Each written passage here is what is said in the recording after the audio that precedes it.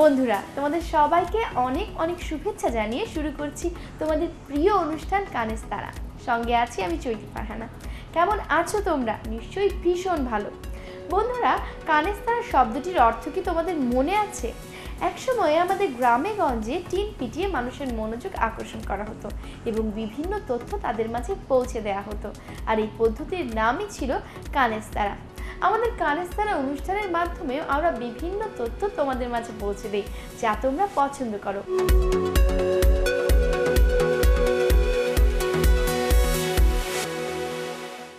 এবারে দেখা যাক আজ কানের তারায় তোমাদের জন্য কি কি রয়েছে।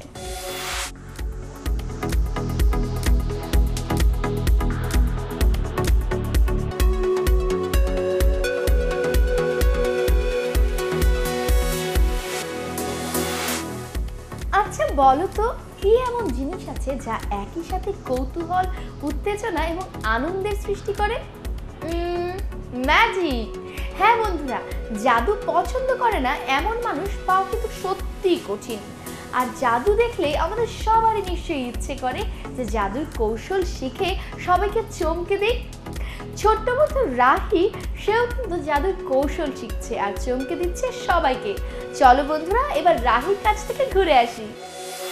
হ্যালো বন্ধুরা, তোমরা কেমন আছো? আমার নাম তামজিদ আহমেদ রাহি। আমি ক্যামব্রিয়ান স্কুল অ্যান্ড কলেজের ক্যাম্পাস 5-এর একজন ছাত্র। আমি আজকে তোমাদেরকে ম্যাজিক দেখাবো। এই ম্যাজিকটার নাম হচ্ছে, এই বলটাকে আমি ভ্যানিশ করে এখানে আনবো। এই দেখো, একটা লাল হলুদ, আমার হাতে একটা লাল হলুদ বল। এই বলটাকে এখানে কিছু আছে, দেখো, এই দেখো কিছু। এবার দেখো, আমি এই বলটাকে এখানে রাখলাম। এবার আমি এটার সাহায্যে এটাকে ঢেকে দেবো এই জন্য। এবার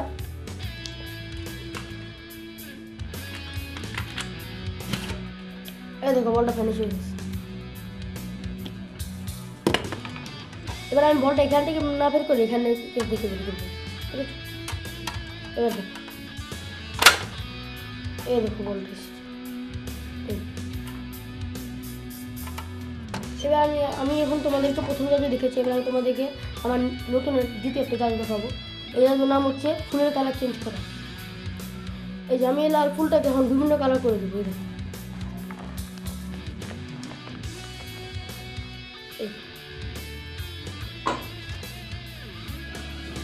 কিভাবে হচ্ছে না কেন দেখে আমি আরেকবার ট্রাই করি।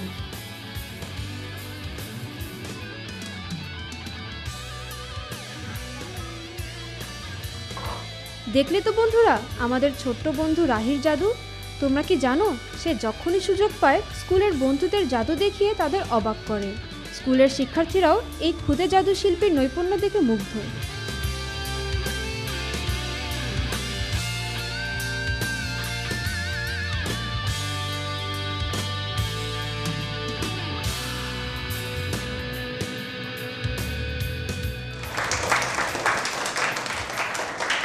রাই আমার একজন ভালো বন্ধু ও সহপাঠী।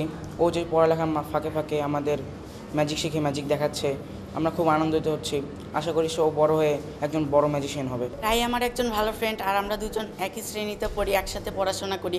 আর এখন আমাদের অনেক পড়াশোনার চাপ থাকে, আর এই ফাঁকে যে সে আমাদের টিফিন টাইমে বিভিন্ন ক্লাসের ফাঁকে আমাদের যেসব ম্যাজিক দেখায়, এসব আমরা খুব উপভোগ করি এবং আনন্দ পাই।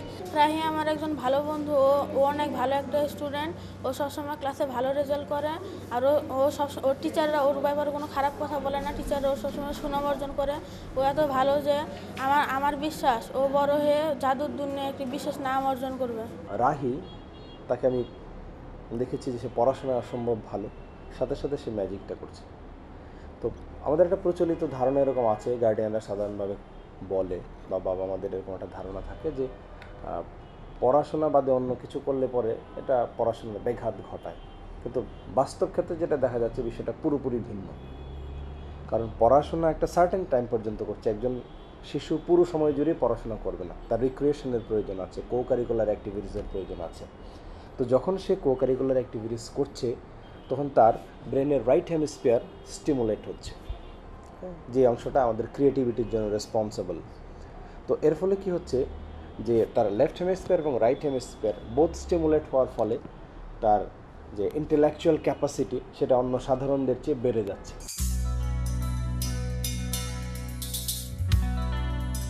জাদুশিল্পীর এই বিদ্যাকে যে যত বেশি সুন্দর করে উপস্থাপন করবে সে তত বড় মাপের জাদুশিল্পী হিসেবে সুনাম অর্জন করবে। হয়তো রাহির মতো আরও অনেক শিশু ম্যাজিশিয়ান আমাদের অজান্তেই তৈরি হচ্ছে ভবিষ্যতে দেশের জন্য বড় কিছু উপহার দিতে।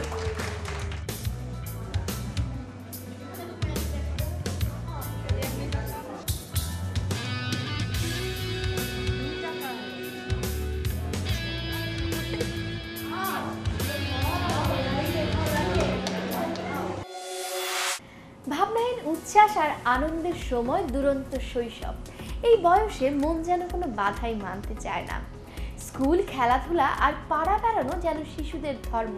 তবে আজকালকার নগর জীবনে এই কথা যেন আর মানায় না। শিশুদের জন্য স্কুলে নেই পর্যাপ্ত খেলার মাঠ, নেই বাসার আশেপাশেও। যে সকল মাঠ এখনো আছে তাও দিন দিন দখল হয়ে যাচ্ছে দখলদারের কাছে। বন্ধুরা তাই বেছে নিচ্ছে স্কুলে খেলার মাঠের বদলে পাড়ার রাস্তায় খেলার জন্য। বন্ধুরা, এবার রাস্তায় খেলাধুলার গল্প শুনবো।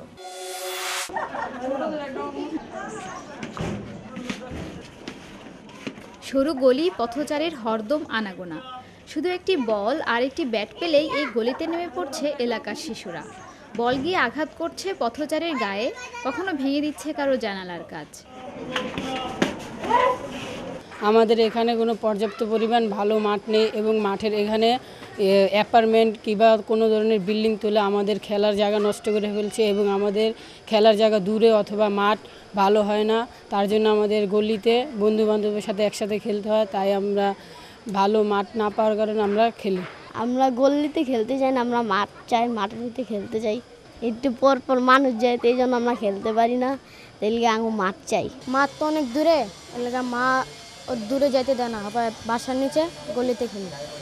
এলাকাবাসী যেমন এই অনাকাঙ্ক্ষিত পরিস্থিতিগুলো এড়াতে চায়, তেমনি শিশুরাও চায় বড় খোলা খেলার মাঠ।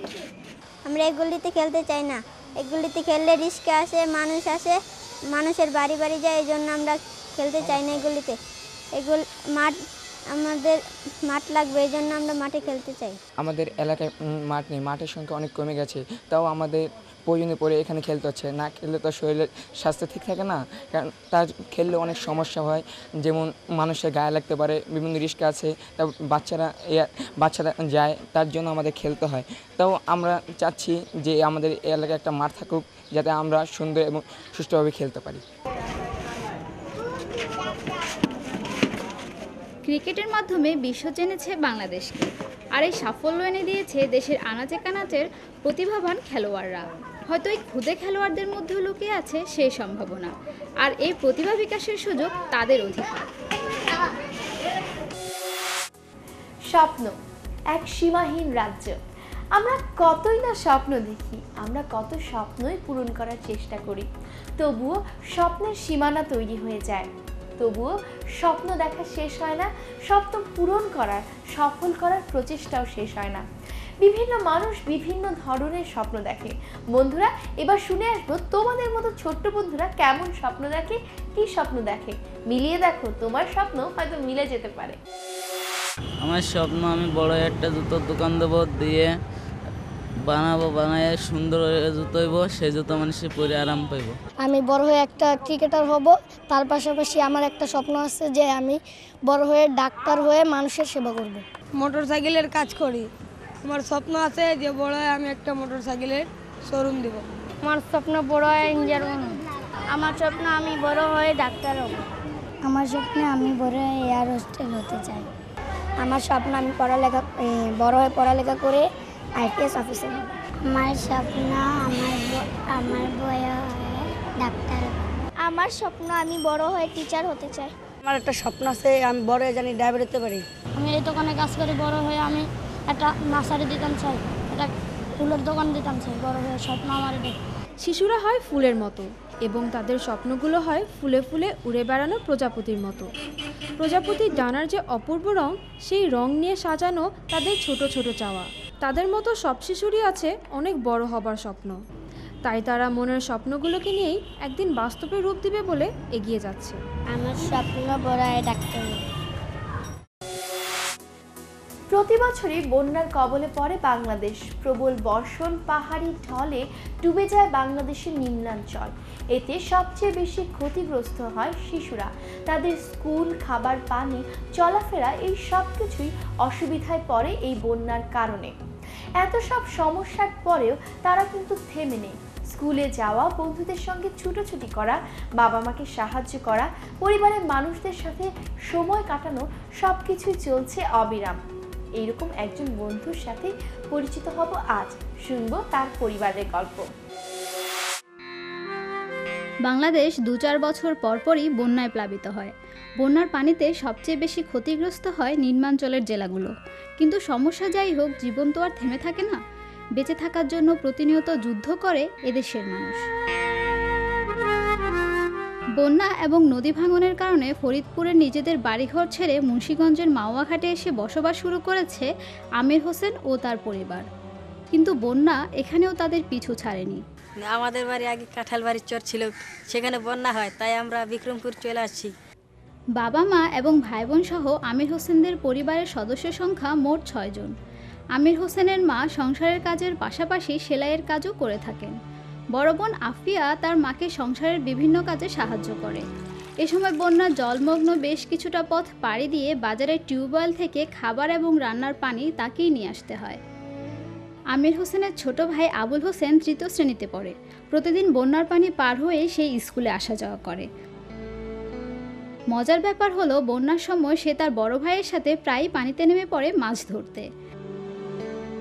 আমির হোসেনের বাবা দবি সর্দার কাঠমিস্ত্রির কাজ করেন। আমার বাড়ি ছিল ফরিদপুর, মাদারীপুর জেলা। তারপর ওখান থেকে নদী ভাঙার পরে দেশা হিসাব এই পারে পড়লাম। আমির হোসেনের ছোট বোনটির সময় কাটে খেলাধুলা করে। বন্যার পানি বাড়ির কাছে চলে এলে সেই পানি নিয়েই খেলা শুরু করে সে। 5ম শ্রেণী পর্যন্ত পড়াশোনার পর আমির হোসেনের আর স্কুলে যাওয়া হয়নি। বড় ছেলে হিসেবে পরিবারের কিছু দায়িত্ব কাঁধে নিতে হয়েছে তার। মাওয়াঘাটের মাছবাজারের একটি হোটেলে সকালের দিকে ঘণ্টা 3 কাজ করে পরিবারকে কিছুটা হলেও আর্থিকভাবে সাহায্য করতে পারায় আমির হোসেন বেশ খুশি। আমি ক্লাস 5 পর্যন্ত পড়াশোনা করছি। আমি সকালবেলা আরতে কাজ করি, 20-25 টাকা কামাই, এতে আমাদের সংসার চলে। বন্যার পানিতে গ্রাম ডুবে গেছে, কিন্তু শিশু কিশোরদের খেলাধুলা কি আর বন্ধ আছে? বাঁশের মাচা থেকে পানিতে লাফ দেওয়া, বন্ধুরা মিলে একসাথে গোসল করা, আর বন্যার মাঝে একটু শুকনো জায়গা পেলেই বন্ধুদের সাথে হাডুডু খেলায় মেতে ওঠা। এই শিশু কিশোরদের দেখে বোঝার উপায় নেই তারা বন্যার মতো এত কঠিন সমস্যার মধ্য দিয়ে দিন পার করছে।